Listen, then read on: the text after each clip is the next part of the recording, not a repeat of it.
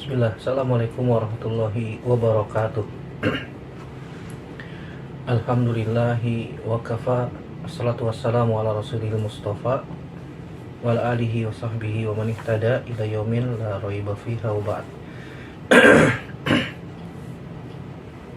Saudaraku rahimanillah wa ikum ajmain. Alhamdulillah kita kembali dipertemukan Allah Subhanahu wa taala dalam media ini untuk kembali melanjutkan pelajaran kita dari kitab Ad-Durus Al-Yaumiyah. Kita masih membahas tentang hukum waris ya. Ya, ini video yang kedua, bagian yang kedua tentang ilmu waris. Masih bersama kitab Ustadz Nizar Saad Jabal LC MPD yang berjudul 9 langkah praktis jago hitung waris. Kita sudah bahas bab yang pertama dan bab yang kedua. Sekarang kita masuk bab yang ketiga, yaitu dalil ilmu waris. Beliau menyebutkan bahwasanya para ulama membagi dalil-dalil itu ayat-ayat Al-Quran yang menjelaskan tentang pembagian waris menjadi 3 bagian. Yang pertama, pembagian warisan al-usul, bagian atas si mayit, ayah, ibu dan seterusnya, dan al-furu, yaitu anak-anak, dalam surat An-Nisa ayat 11. Dalam surat An-Nisa ayat 11 Allah Subhanahu wa taala berfirman, yusikumullahu fi auladikum lidzakari mithlu hadzal unthayain. Allah Subhanahu wa taala mensyariatkan, mewajibkan, mewasiatkan kepadamu tentang pembagian warisan untuk anak-anakmu, fi auladikum lidzakari mithlu hadzal unthayain. Itu bagian anak laki-laki sama dengan bagian 2 orang anak perempuan. Anak laki-laki dapat 2 bagian, anak perempuan dapat 1 bagian.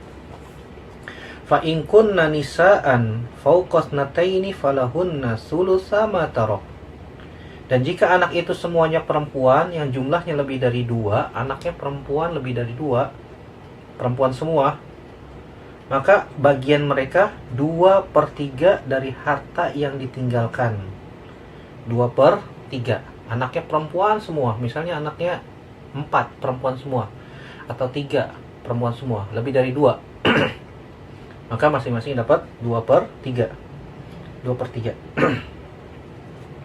Wa in kanat wahidatan falahan nisfu. Jika anak perempuannya itu satu saja, anaknya satu saja dan perempuan, maka dia mendapatkan setengah dari harta yang ditinggalkan. Wali abawaihi likulli wahidin minhumas sudusu mimma taraka in kana lahu walad. Dan untuk kedua orang tua, yaitu ibu bapak, bagian masing-masing 1/6 dari harta yang ditinggalkan jika dia atau yang meninggal mempunyai anak. Jika yang meninggal mempunyai anak, maka orang tua, ibu atau bapak masing-masing dapat 1/6. Fa illam yakul lahu waladun wa warisahu abawahu fali ummihi sulus. Ya, jika dia yang meninggal tidak mempunyai anak dan dia diwarisi oleh kedua bapak ibunya saja, jadi dia meninggal, dia nggak punya anak, cuma masih ada orang tua. Masih ada orang tua, itu bapak ibu misalnya. Maka ibunya mendapat 1/3. Maka ibunya dapat 1/3. Fali ummihi sulus, maka ibunya dapat 1/3. Fa in kana lahu ikhwatun fali ummihi sudus. Ya, jika yang meninggal memiliki beberapa saudara, maka ibunya mendapat 1/6. Dapat 1/6. Mim ba'di wasiyati yusi biha audain. Pembagian tersebut di atas setelah dipenuhi wasiat yang dibuat. Jika dia sebelum meninggal dia menulis wasiat, misalnya dia mau menginfakkan atau mewakafkan hartanya kemana. Dan kita sudah bahas pada pelajaran yang sebelum-sebelumnya tentang wasiat ya, tentang wasiat. Bahwasanya wasiat yang lebih baik kurang dari 1/3 dari harta peninggalan, lebih sedikit lebih baik, sebagaimana hadis Sa'ad bin Abi Waqqas yang pernah kita baca ya. Atau dia punya hutang, nah hutangnya harus dibayar terlebih dahulu. Ya. Abaukum, kemudian Allah Subhanahu wa taala lanjutkan, abaukum wa abnaukum la tadruna ayyuhum aqrabu lakum naf'a. Orang tuamu, anak-anakmu, kamu tidak mengetahui siapa di antara mereka yang lebih banyak manfaatnya bagimu. Innallaha faridatan minallah, innallaha kana aliman hakima. Ini ketetapan dari Allah. Maka Allah itu maha mengetahui dan Allah itu maha bijaksana. Dalam surat An-Nisa ayat 11. Ini bagian yang pertama. Kemudian bagian yang kedua, pembagian warisan suami istri dan saudara seibu. Di dalam surat An-Nisa ayat 12. Allah Subhanahu wa taala berfirman, "Walakum nisfu ma taraka azwajukum illam yakul lahunna walad." Kalian itu suami mendapatkan 1/2 atau setengah dari harta yang ditinggalkan oleh istri jika mereka tidak memiliki anak, jika tidak memiliki anak. Fa in kana lahunna waladun falakumur rubu'u mimma tarakna. Jika mereka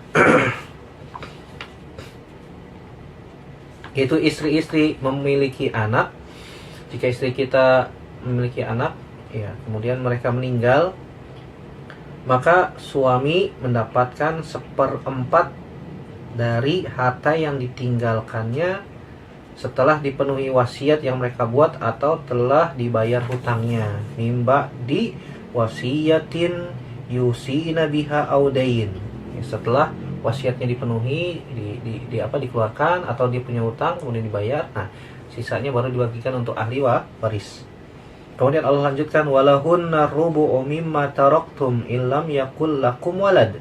Dan mereka para istri mendapatkan 1/4 dari harta yang ditinggalkan suami. Ini suaminya meninggal. Kalau tadi istrinya meninggal. Kalau suaminya meninggal tidak punya anak, in lam yakul lakum walad, tidak punya anak, maka istrinya dapat berapa? 1/4. Kata Allah, walahunna rubu' mimma taraktum in lam yakul lakum walad. Kalau tidak punya anak, ya. Kalau punya anak, fa in kana lakum waladun falahunna tsumunu mimma taraktum. Jika punya anak, suaminya meninggal, maka si istri dapat 1/8. Mimba diwasiyatin tusu nabiha audain. Setelah wasiatnya dipenuhi dan hutangnya dibayar. Wa in kana rajulun yurasu kalalatan aw imra'atun walahu akhun aw ukhtun falikulli wahidin minhum as-sudus. Kata Allah Subhanahu wa taala, jika seseorang meninggal, baik laki-laki maupun perempuan,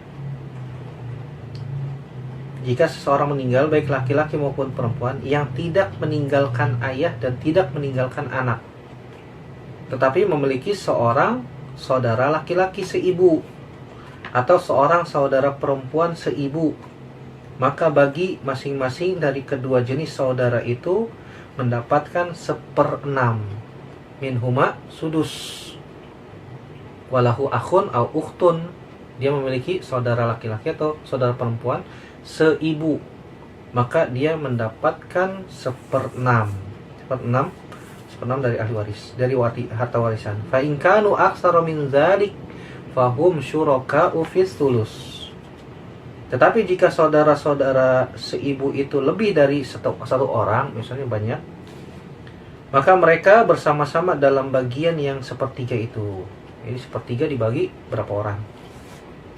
Tentu saja mimba diwasiyatin yusobiha audainin ghairu mudor, setelah dipenuhi wasiat yang dibuat dan atau setelah dibayar hutangnya dengan tidak menyulitkan menyusahkan kepada ahli waris. Wallahu wasiyatan minallah, demikianlah ketentuan dari Allah. Wallahu alimun halim. Allah Subhanahu wa taala maha mengetahui dan Allah maha penyantun. Dalam surat An-Nisa ayat 12. Ini bagian yang kedua. Bagian yang ketiga dalam surat An-Nisa ayat 176. Pembagian warisan saudara kandung dan saudara seayah. Allah Subhanahu wa taala berfirman, yastaftunaka qulillahu yuftikum fil kalalah. Mereka meminta fatwa kepadamu tentang kalalah, itu harta warisan. Ini mru'un halaka laisa lahu waladun walahu uktun falaha nisfu ma tarak. Katakanlah, kata Allah Subhanahu wa taala, Allah memberi fatwa kepadamu tentang kalalah, yaitu jika seorang mati atau meninggal dan dia tidak memiliki anak, tetapi memiliki saudara perempuan, maka bagiannya, yaitu bagian saudara perempuan itu, 1/2 dari harta yang ditinggalkannya. Dan saudara laki-laki, wa huwa yarisuha in lam yakul laha walad. Ya. Jika dia tidak memiliki anak, ya. Dan saudaranya yang laki-laki mewarisi seluruh harta saudara perempuan jika dia tidak memiliki anak. Fa in kana tasnataini falahuma sulusani mimma tarak. Tetapi jika saudara perempuan itu 2 orang, maka bagi keduanya 2/3 dari harta yang ditinggalkan. Wa in kanu ikhwatan rijalan wa nisaan falidzakari mithlu hadzal unsayin. Dan jika mereka ahli waris itu terdiri dari saudara-saudara laki-laki dan perempuan, maka bagian seorang saudara laki-laki sama dengan bagian 2 saudara perempuan. Laki-laki dapat 2 bagian, perempuan dapat 1 bagian. Yubayyinullahu lakum an tadillu. Allah menerangkan, menjelaskan hukum ini agar kamu tidak sesat. Wallahu bikulli syai'in alim. Allah Maha mengetahui segala sesuatu. Ini bagian yang ketiga dalam pembagian harta waris di dalam surat An-Nisa, ya. Dalam ayat yang ke-11 bagian pertama, bagian kedua ayat yang ke-12, dan bagian yang ketiga dalam surat An-Nisa ayat 176.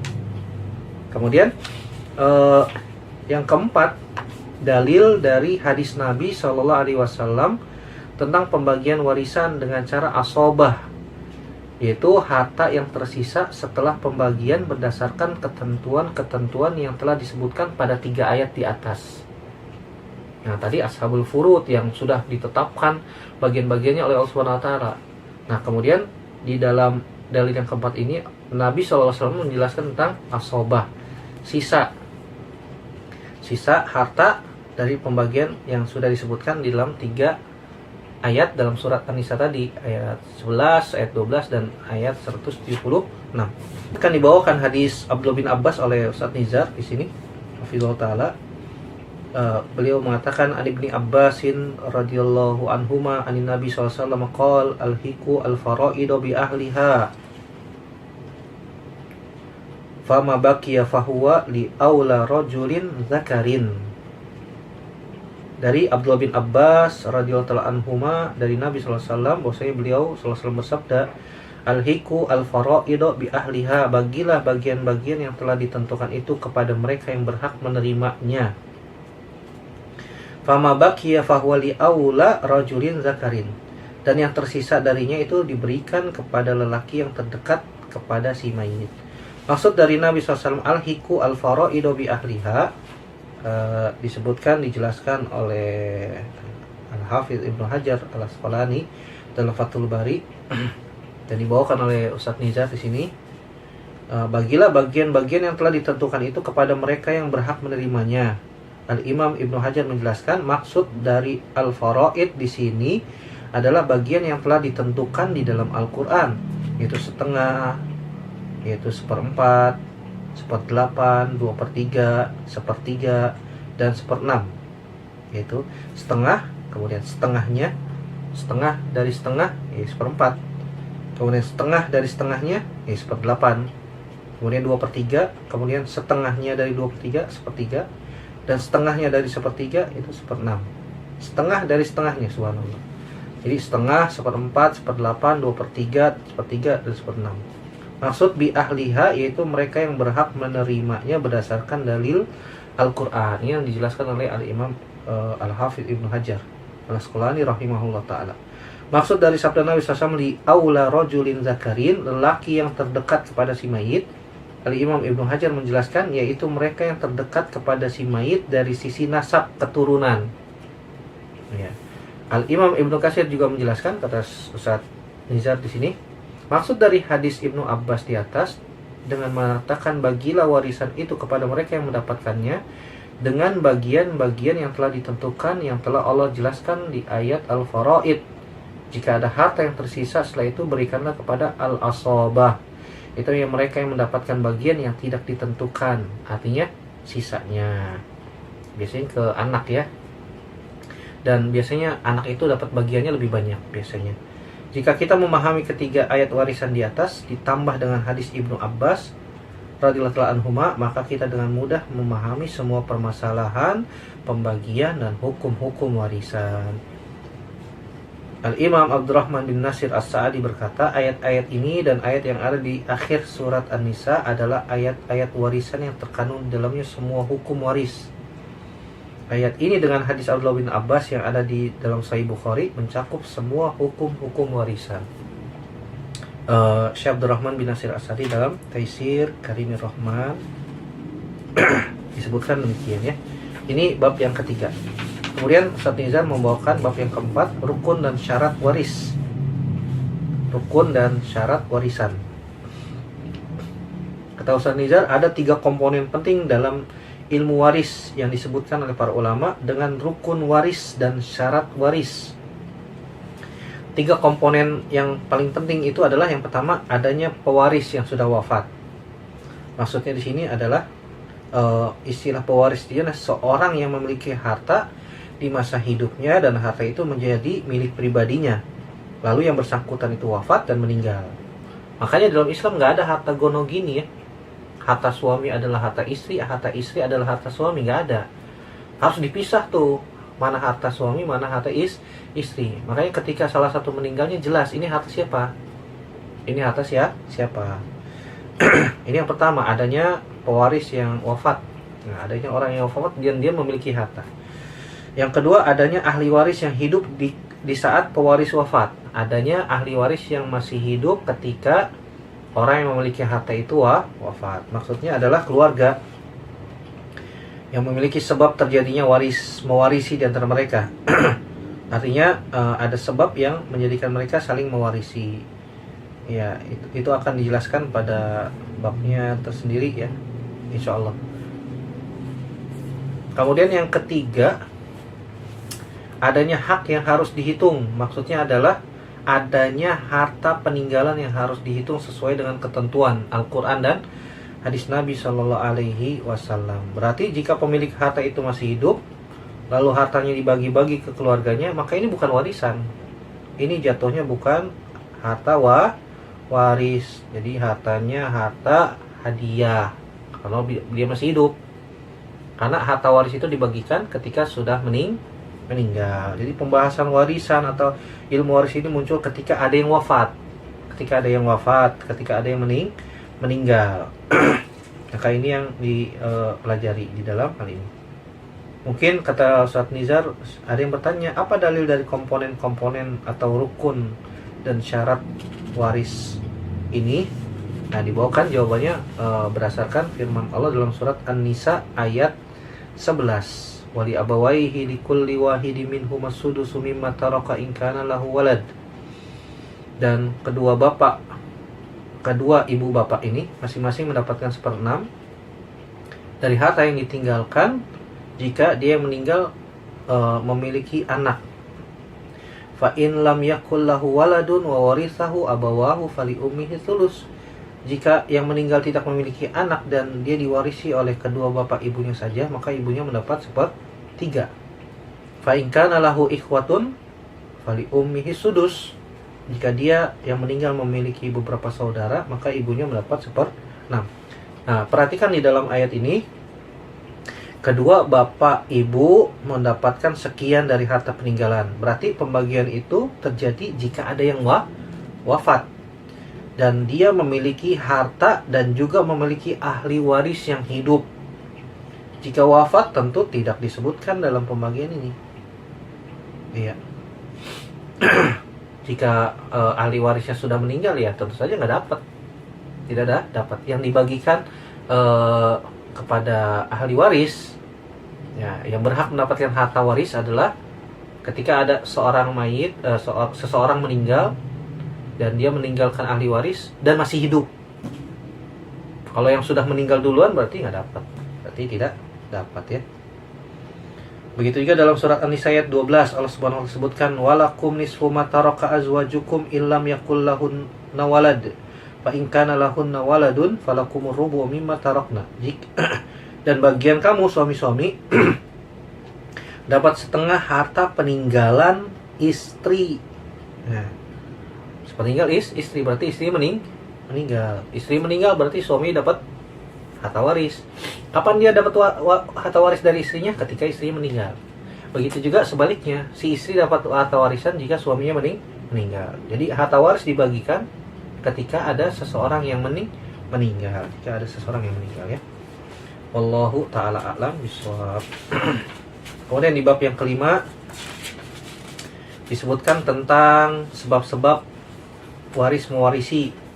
Ada dua sebab yang menjadi sebab terjadi saling mewarisi. Yang pertama adalah pernikahan. Maksud dari pernikahan di sini kata Ustaz Nizar adalah akad nikah, ijab qabul.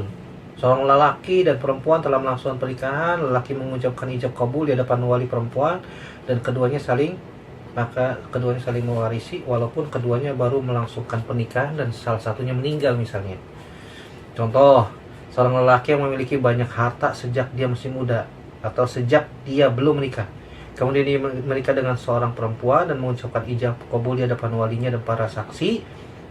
Kemudian qadarullah misalnya terjadi kecelakaan yang menyebabkan pengantin lelaki wafat, maka istri yang baru dinikahi itu berhak mendapatkan warisan dari semua harta peninggalan suaminya dengan ketentuan yang Allah tetapkan tentunya, ya. Sehingga sebab pernikahan ini akan melahirkan ahli waris yang disebut dengan suami dan istri. Keduanya akan mendapatkan warisan dari pasangannya yang wafat terlebih dahulu dengan ketentuan yang telah ditetapkan dalam Al-Quran.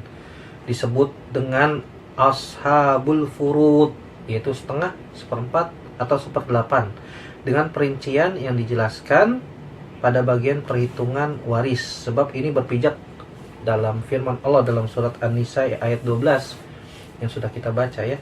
Allah mengatakan walakum nisfu ma taraka azwajukum illam yakul lahunna walad fa in kana lahunna waladun falakumur rubu' mimma tarakna min ba'di wasiyati yusina biha audain walahunna rubu' mimma taraktum illam yakul lakum walad fa in kana lakum waladun falahunna thumunu mimma taraktum min ba'di wasiyatin tusuna biha audain. Dan kalian suami-suami mendapatkan setengah bagian dari harta peninggalan istrinya jika tidak punya anak. Kalau dia menikah punya anak, kemudian istrinya meninggal, maka suami dapat seperempat setelah dijalankan, ditunaikan wasiatnya dan dibayarkan hutangnya. Nah, sebaliknya, kalau si suami meninggal dari pernikahan itu tidak memiliki anak, maka si istri dapat seperempat. Kalau dari hasil pernikahan itu mereka memiliki anak dan misalnya suaminya meninggal, maka si istri dapat 1/8 setelah dijalankan, ditunaikan wasiatnya dan dibayar hutangnya. Ini sebab yang pertama, itu karena pernikahan. Yang kedua, karena nasab, jalur keturunan atau kekerabatan. Itu hubungan kekerabatan antar si mayit dengan orang lain yang diikat dengan rahim, baik itu dekat ataupun jauh. Kata Ustaz Nizar di sini, seorang ayah dan ibu yang melahirkan anak-anak dan kemudian mereka melahirkan anak-anak. Inilah yang disebut dengan ikatan kekerabatan yang berasal dari satu rahim, baik ikatan itu dekat atau jauh. Ikatan nasab ini dikelompokkan oleh para ulama menjadi 3. Ada al-usul, al-furu, dan al-hawashi. Maksud al-usul adalah jalur orang tua mayit, ayah, ibu, kakek, nenek, ya ke atas, itu ashabul usul. Al-usul itu yang ke atas, bapak, ibu, kakek, nenek, itu ke atas, usul disebutnya. Maksudnya al-furu adalah jalur keturunan ke bawah. Ya, al-furu jalur keturunan ke bawah, anak laki-laki, anak perempuan, anak-anak dari anak lelaki, cucu maksudnya, cucu laki-laki. Ini sebutnya al-furu ke bawah. Kemudian al-hawashi, jalur saudara si mayit dan jalur paman dari pihak ayah si mayit. Maka mereka terdiri dari saudara kandung dan anak lelakinya. Saudara kandung dan anak lelakinya, keponakan, dan anak lelakinya, saudara seayah dan anak lelakinya, sama ya, saudara seayah, saudara sekandung berarti seibu seayah. atau saudara seayah dan anak lelakinya, saudara si ibu dan paman dari jalur ayah, amun, iya, bahasa Arabnya amun, paman dari jalur ayah dan anak lelakinya, anak paman, sepupu. Ya, sebab ini itu dari nasab yang akan melahirkan banyak ahli waris dari jalur orang tua, anak keturunan, saudara-saudara yang terdiri dari 3, kandung, seayah dan seibu, dan paman dari pihak ayah. Sebagian mereka bisa mendapatkan bagian yang telah ditentukan, disebut dengan ashabul furud, dan sebagian lagi mendapatkan bagian yang tidak ditentukan atau istilahnya asoba.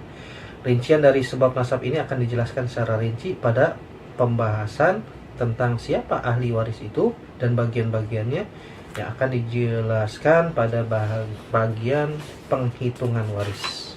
Insyaallah ta'ala pada pertemuan yang akan datang kita akan sebutkan yang dibawakan oleh Ustadz Nizar di sini tentang penghalang warisan. Penghalang warisan ya. Iya. Karena babnya ini sedikit, kita akan bacakan langsung bab 6, yaitu penghalang warisan. Kata beliau, Ustadz Nizar di sini hafizul ta'ala, para ulama sepakat jika terdapat 2 perkara berikut, maka dua orang yang seharusnya mewarisi menjadi terputus hak warisannya. Ini yang disebut dengan penghalang warisan. Ada 2 perkara ya. Yang pertama, pembunuhan. Jika seorang ahli waris membunuh ayahnya atau keluarga dekatnya dan menguasainya, maka para ulama sepakat si pembunuh yang merupakan ahli waris dari yang dibunuh itu tidak mendapat warisan sedikit pun karena pembunuhan yang dilakukannya. Berdasarkan hadis Abu Hurairah radhiyallahu anhu, Nabi SAW bersabda, al-qatilu la yarithu. Hadis riwayat Imam Tirmizi dan Imam Ibnu Majah dan disahihkan oleh Syalbani dalam Sahih Tirmizi. Yaitu kata Nabi, al-qatilu la yaris, pembunuh tidak dapat warisan. Dan disebutkan juga dalam hadis Amr bin Shu'aib dari ayahnya, dari kakeknya, bahwasanya Nabi SAW bersabda, laisa lil qatili syai'un. Pembunuh itu tidak mendapatkan bagian apapun juga. Dan disebutkan juga dalam hadis riwayat Imam Ibnu Majah, laisa liqatilin mirasun, tidak ada warisan bagi pembunuh. Ini yang pertama ya, disebutkan oleh Ustadz Nizar di sini adalah pembunuhan. Yang kedua sebabnya karena beda agama. Ya, kalau misalnya terjadi perbedaan agama antara pewaris dengan ahli waris, ayahnya misalnya muslim, anaknya non muslim, atau sebaliknya ayahnya non muslim, anaknya muslim, terjadi perbedaan agama, maka ini menjadi penghalang saling mewarisi antara satu dengan yang lainnya. Berdasarkan hadis Usama bin Zaid, bahwasanya Nabi SAW bersabda, la yarithul muslimul kafiro walal kafirul muslima. Ya. Nabi SAW mengatakan, Sallallahu Alaihi Wasallam, seorang muslim tidak mewariskan kepada orang kafir. Begitu juga seorang kafir tidak mewarisi seorang muslim. Seperti kisahnya anaknya Abu Thalib ya, ada Thalib, ada Aqil, ada Ja'far, ada Ali.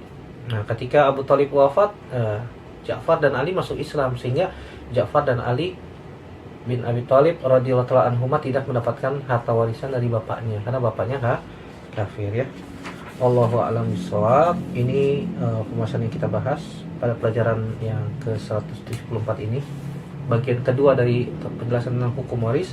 Insyaallah kita akan bahas pada video selanjutnya tentang tarikah atau harta peninggalan atau harta warisan di dalam bab 7 pada buku Ustadz Nizar ini. Kemudian juga bab ke-8 susunan ahli waris. Ya, agak panjang di sini. Kemudian bab 9 tentang model pembagian waris dan seterusnya pada pertemuan yang akan datang insyaallah ta'ala. Semoga Allah mudahkan kita memahami tentang ilmu ini, dan semoga Allah Subhanahu wa taala memberikan kepada kita ilmu yang bermanfaat dan dijauhkan dari ilmu yang tidak bermanfaat. Aku qouli hadza astaghfirullah li wa lakum. Subhanakallahumma wa bihamdika asyhadu an la ilaha illa anta astaghfiruka wa atubu ilaik. Assalamualaikum warahmatullahi wabarakatuh.